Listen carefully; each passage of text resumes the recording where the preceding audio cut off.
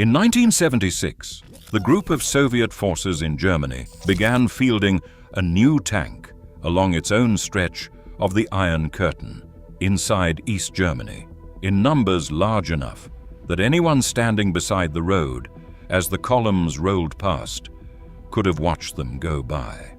Almost nobody standing there could have said what they were actually looking at. It carried a composite armor package that had already been standard in Soviet service for close to a decade. Protection Warsaw Pact tank crews, in the very same alliance, stationed on the very same border, would not see in a tank of their own for years, if ever. East Germany's own National People's Army, garrisoned on that same soil and watching the same NATO forces, was never told the tank existed. Neither was Poland's army. Neither was Czechoslovakia's. Every single one of the roughly 13,000 T-64 tanks the Soviet Union ever built stayed inside Soviet units alone. Not one was ever sold, licensed, or handed to an ally. While the tank most of the West actually associates with this era, the T-72, reached roughly 25,000, built specifically because the Soviet Union was willing to let that one leave the country. This was not oversight, and it was not simple bureaucratic delay. The Soviet Union built the best tank in its entire Cold War arsenal, and for the better part of 2 decades made sure the alliance it was defending never found out it existed. The tank behind that decision started, like its eventual half-sibling, in a factional dispute inside the Soviet tank industry, on the winning side of it. Alexander Morozov had led the Kharkiv Design Bureau, formerly KB-60M, at the Malyshev factory since the 1950s, and had spent 1955 to 1958 developing a new medium tank, Object 430, tested alongside 2 other prototypes at the Kubinka Proving Ground in 1958. Object 430 offered no clear advantage over the T-55 already entering service, and its new cooling system in particular kept failing during trials. Defects serious enough that the review committee at Kubinka rated it unsuitable for mass production, and it never went into production. Morozov's team kept pushing the same underlying idea rather than abandoning it. Shrink a tank's silhouette and weight by replacing its human loader with an automatic one, and put the space and weight that saved into armor instead. In May 1961, that idea became a new project, Object 432, and by September 1962, KB-60M had a working prototype shown to Soviet leadership that October. Object 432 replaced the human loader with an automatic one, cutting the crew from 4 to 3, and the tank that resulted was lighter than Object 430 before it, while carrying more armor, not less. The Soviet Army adopted it for service in January 1967 under the name T-64. A further upgrade begun in 1963, Object 434 added a larger main gun and became the T-64A once its own prototypes finished testing in 1966 and 1967, entering production in 1968, the same gun caliber that would go on to become the standard main armament across all 3 of the era's parallel Soviet tank lines, the T-64A, the T-72, and the T-80 alike. Whatever else divided how each one was actually treated once it left the factory. Morozov was no newcomer to the assignment. Born in 1904, he had joined the Kharkiv Bureau in 1928, worked on the T-12 and T-24 tanks and the BT fast tank series through the 1930s, taken over T-34 drivetrain design under Mikhail Koshkin, and inherited leadership of the entire Bureau when Koshkin died in 1940, going on to lead the T-44 and T-54 programs before the T-64 finally earned him the Order of Lenin. He ran that bureau for 36 years, from 1940 until 1976, the exact year the tank he had spent so long protecting finally slipped into Western intelligence reporting. In Nizhny Tagil, the design bureau that had just lost the original T-64 competition, Uralvagonzavod, was left manufacturing a rival's tank on its own factory floor, an arrangement it spent the rest of the decade working its way out of by building something of its own instead. That opening came directly from the T-64's own bottleneck. Its engine took roughly twice as long to build as an older, simpler diesel already in production elsewhere, and Malyshev's single production line could not supply enough engines to re-equip the whole Soviet tank force, let alone in an actual wartime mobilization. The Military Industrial Commission authorized a cheaper, faster-to-build mobilization model of the T-64 using that older engine instead, a project Uralvagonzavod's own design bureau took on. And by the time that project had grown into its own distinct vehicle, rather than a mere wartime substitute, it had become the T-72. But the T-64's own production stayed almost entirely where it started, at the Malyshev factory in Kharkiv, the one plant in the Soviet Union actually equipped to build the tank's most sensitive components. What made the T-64 worth hiding, and what made it so hard to build anywhere else, sits in those same two components. Its engine was unusually light and compact for the power it produced, freeing up interior space the rest of the tank's design depended on. That same engine was also, for its first several years in service, badly unreliable, breaking down well short of the service life the factory had promised on paper, a problem a series of fixes finally closed most of the way by around 1970, though the tank kept running hot and starting poorly in cold weather afterward, exactly the conditions it could expect every winter facing NATO across the North German plain. Layered on top of that engine sat a new composite turret armor, known internally as Combination K, layers of steel and ceramic reinforced material that gave the tank protection no Soviet tank had carried into service before it. Protection none of the Warsaw Pact's own armies would see in a vehicle of their own for years afterward. Consider that for a moment. The single plant actually equipped to build both the engine and that armor together was the Malyshev factory in Kharkiv, and nowhere else in the Soviet Union, let alone the rest of the Warsaw Pact, had the specific tooling to replicate either one at scale. That bottleneck, not a formal decree banning the tank from crossing a border, is the first and most concrete reason only about 13,000 T-64 tanks were ever built, and every single one of them came off the same production line.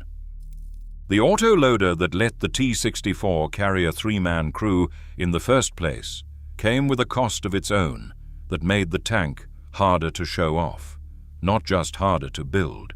The earliest versions had no safety interlock at all, and a sleeve or a loose piece of equipment caught in the mechanism at the wrong moment could drag a crewman's arm into it. Injuries severe enough in some documented cases to cost a gunner the limb, occasionally the man. Soviet authorities kept refining the mechanism rather than abandoning it, and by 1976, the improved T-64B had refined that composite armor further and added a laser rangefinder its predecessor never carried. But the autoloader's early record was one more reason a tank already restricted by where it could be built was never going to be the one Moscow chose to put in front of an ally's own inspection team. Between the new armor, the unusual engine, the autoloader itself, and the guided projectile capability its later variants carried, the T-64 introduced more genuine firsts into Soviet tank design in one program than any single Cold War-era tank on either side of the Iron Curtain. From a new type of main gun to a far more accurate range-finding system than Soviet gunners had ever used before. That density of genuine firsts is exactly why tank historian Stephen Zaloga titled his own study of the type, without much need for embellishment, "The Cold War's Most Secret Tank." That title fits for the same reason most people who can name the T-72, the M1 Abrams, or the Chieftain have never heard of the T-64 at all. It stood in the Cold War's central confrontation for over a decade, without appearing anywhere the opposing side, or most of its own side, ever got a good look at it. Knowing the tank existed, and knowing what combination K was actually built from, turned out to be two separate secrets on two separate timelines. Detailed Western understanding of the armor's own composition did not firm up until analysts got a chance to examine the conceptually related composite package inside captured Iraqi T-72s after the 1991 Gulf War, 15 years after the T-64 itself had already been spotted in East Germany.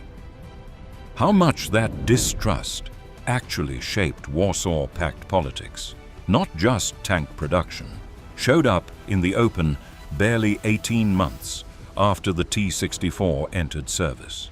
In August 1968, roughly 200,000 Warsaw Pact troops and 5,000 tanks crossed into Czechoslovakia to crush the Prague Spring, Alexander Dubček's brief attempt at liberalizing reform, an invasion carried out by the Soviet Union alongside Bulgaria, Poland, and Hungary. East Germany's own National People's Army, the same force that would later be stationed a few hundred kilometers from Soviet T-64s, without ever being told they existed, mobilized for that invasion too, and was then ordered by Moscow only hours before it began, not to actually cross the border, kept in reserve rather than trusted with the operation itself.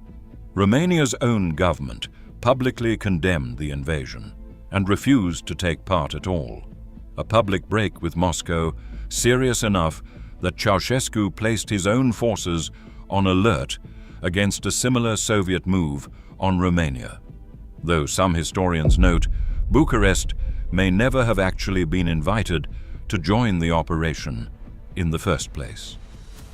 An alliance that had just demonstrated, with tanks and troops, exactly how far it was willing to go to control what its own members did with too much independence, was never a serious candidate to receive the one Soviet tank Moscow considered a genuine qualitative edge over NATO. How the Soviet Union actually employed that secrecy at the unit level is where the doctrine turns concrete.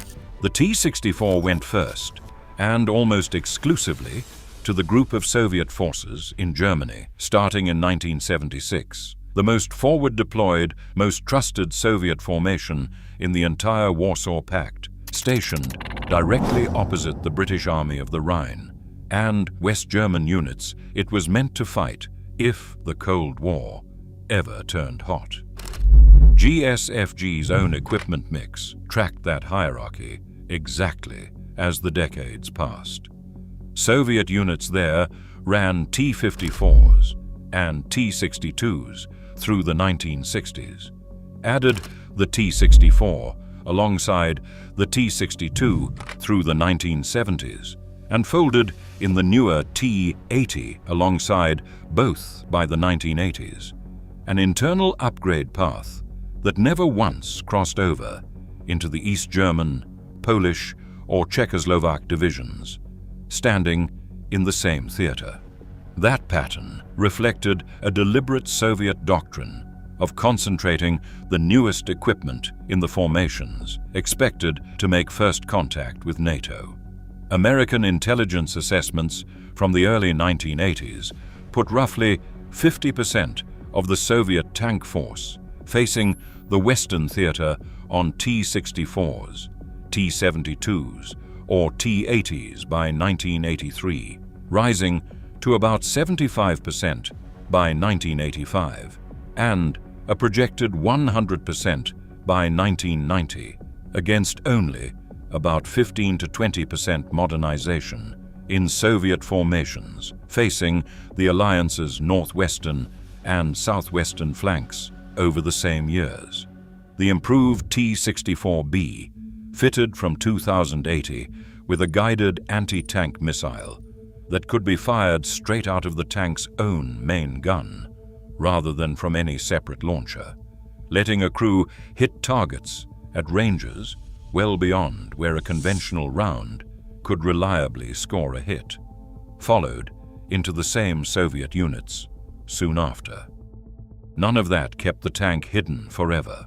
Western intelligence finally identified what it was actually looking at in 1976, the same year the deployment began, ending years of confusion in which analysts weren't even certain whether a given sighting described the T-64 or the externally similar T-72.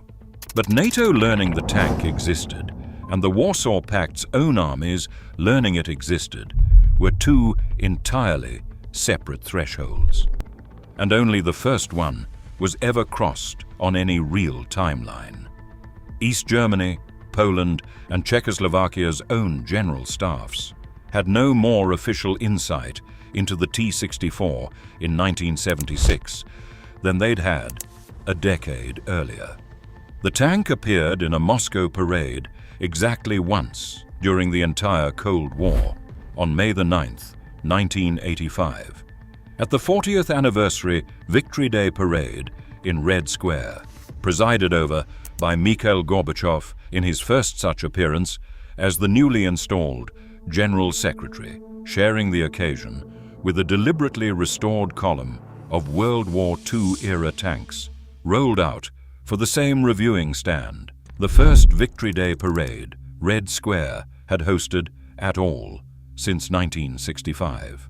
And when the Soviet Union did send a handful of T-64s into a real war, Afghanistan, in 1980, they came back out almost immediately, withdrawn after the same engine problems that had never been fully solved for a decade proved just as real in Afghan terrain as they had been on a German test track, a bare handful pulled from a total production run that, across the entire Cold War, never passed roughly 13,000 tanks.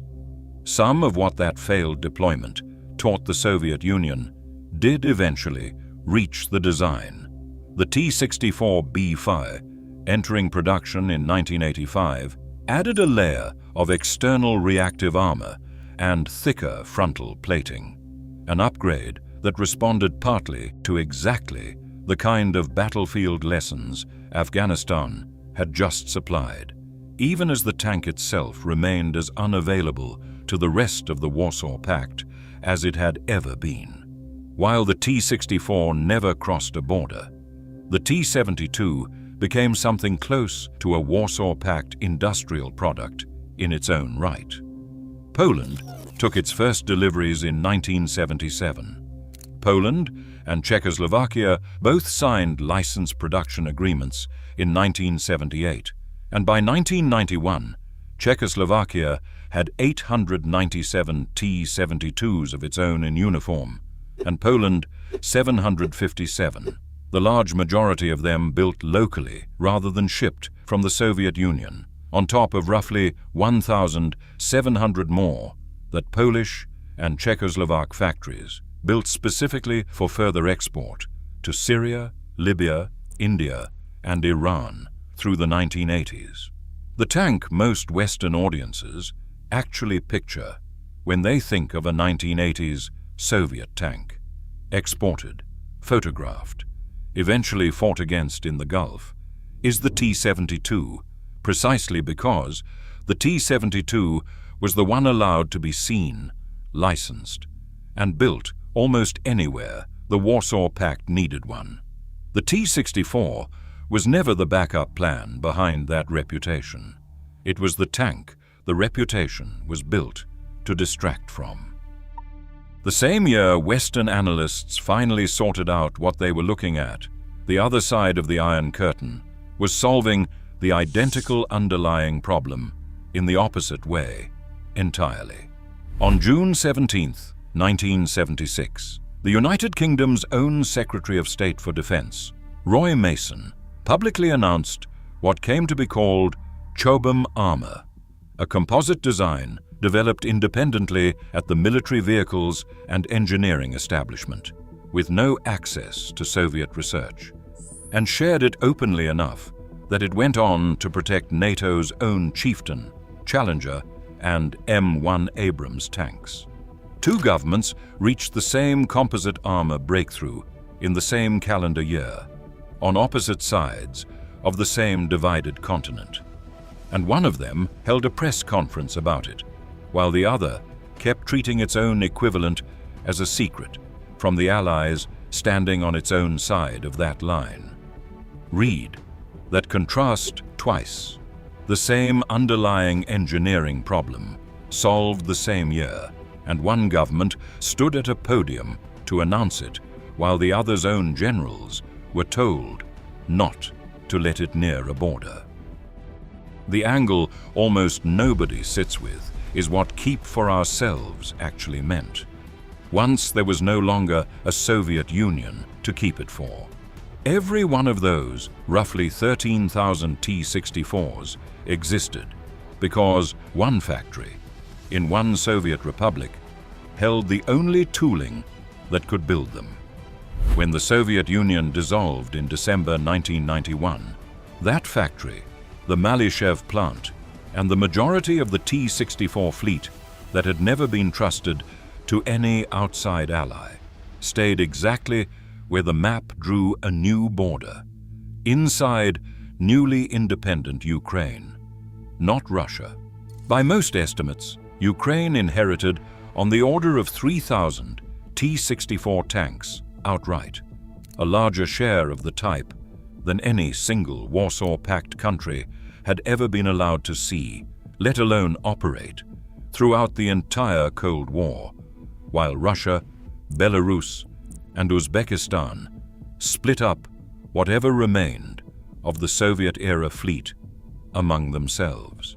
The Malyshev plant itself did not stop working once the government that had built an entire secrecy policy around this one tank disappeared. Through the 1990s, it upgraded roughly 1,000 of the T-64s it found itself holding rather than replacing them outright. The same factory floor still refining the same design decades after the state that had ordered its secrecy no longer existed to enforce it. The distinction the Soviet Union spent decades enforcing, an inner circle of trusted Soviet units versus an outer ring of Allied armies that had to make do with the T-72, turned out to describe an internal administrative line inside one country's own military-industrial map, not a real judgment about which nations could be trusted with the technology. The tank Moscow hid from its own Warsaw Pact allies for 20 years ended up, by simple accident of where its factory happened to sit, belonging to a country that had never been part of that inner circle's decision-making either. Even the third tank built to the same requirement, the gas turbine T-80 out of Leningrad's Kirov plant, eventually reached a handful of foreign buyers once the Soviet Union itself was gone, small sales to Cyprus and South Korea, and sold on by Ukraine rather than Russia to Pakistan. The T-64 never got even that much daylight. Across its entire service life, Soviet and post-Soviet alike, it crossed an international border as an export sale exactly 0 times. Nearly 25 years passed between the T-64 entering Soviet service in January 1967 and the Soviet Union ceasing to exist in December 1991. And for every one of those years, an ally garrisoned close enough to watch Soviet crews train on the same soil never got to ask what, exactly, they were training on. The Malyshev factory kept building the type from the early 1960s through 1987, nearly a quarter century on one production line, without a single completed hull ever being sold, licensed, or gifted across a border to the alliance it was meant to help defend. The two prototypes that decided this story, Object 430, the design Morozov's bureau abandoned, and Object 432, the one that became the T-64, sit preserved today, side by side, in an outdoor military museum collection in Russia, at Kubinka, outside Moscow, the same proving ground where the first one was tested and rejected in 1958. Of the roughly 13,000 production tanks that came after them, not one was ever handed to an ally, sold abroad, or shown at more than a single Moscow parade in nearly 3 decades of service. Two prototypes, parked a few meters apart, still mark the exact fork where one Soviet tank was allowed to be seen, and the other, deliberately, was not. Most people who can still name the T-72 off the top of their head have never heard the other name at all. And the same proving ground that rejected one prototype and approved the other in the same decade is today, simply where both of them happen to be parked.